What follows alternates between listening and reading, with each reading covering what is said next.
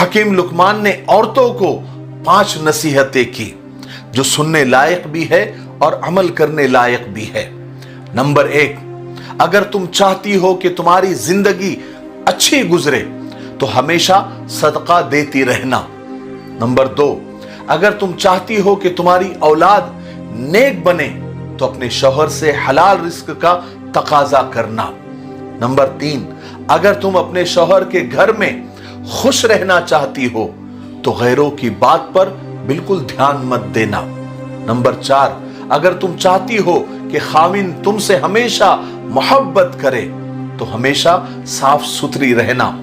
Number 5, अगर तुम चाहती हो कि तुम्हारा घर सबसे आला बने तो अपने बच्चों की अच्छी और नेक तरबियत करना। बात समझ में आई?